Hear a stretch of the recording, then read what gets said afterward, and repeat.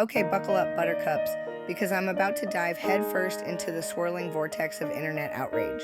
And this time, the target isn't some unsuspecting celebrity's poorly worded tweet or a politician's questionable dance moves. Nope. This time, it's Willy Wonka. Yes, that Willy Wonka. The one with the Oompa Loompas and the chocolate river. Apparently, in the vast, echoing chambers of the internet's collective mind, his snozberries are sinister. Seriously? I'm sitting here, sipping my lukewarm coffee and staring at my screen, wondering if I've accidentally stumbled into a parallel universe where everyone's a conspiracy theorist with a severe sugar deficiency. Because let's get real, folks. Willy Wonka has been around since my grandma was wearing go-go boots and listening to the Beatles. He's practically an institution. And suddenly now people are clutching their pearls and whispering about hidden meanings behind the everlasting gobstopper. Look, I'm all for a good conspiracy theory. I love a deep dive into the murky waters of government secrets and unexplained phenomena. Did the moon landing actually happen? Are birds just government drones? Is Nickelback secretly controlling the global economy? Sign me up. But trying to paint Willy Wonka as some kind of shutter predator, that's where I draw the line. It's like we've forgotten how to just enjoy things. We've become so obsessed with dissecting every piece of art, every movie, every children's book, searching for some hidden, nefarious agenda.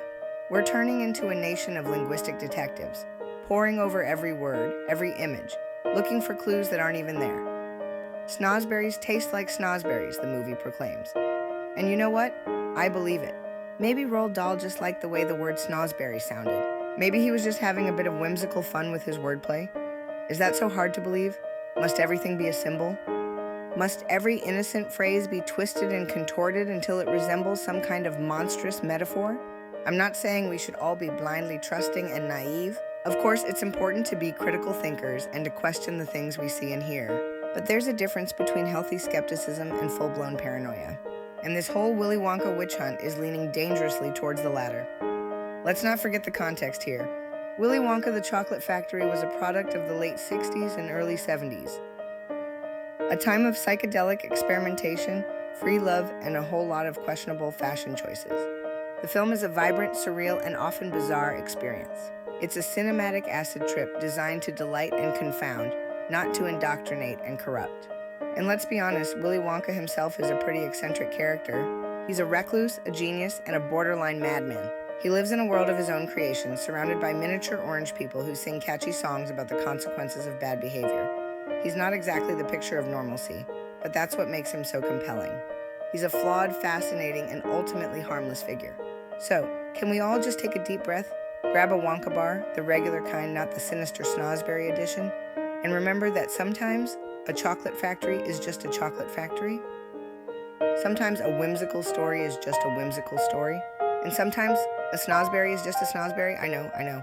Saying calm down on the internet is like throwing gasoline on a bonfire. But seriously, people, let's save our outrage for things that actually deserve it. Let's focus our energy on fighting real injustice and addressing real problems. Let's not waste our time trying to turn a beloved children's movie into something it's not. So, what are your thoughts?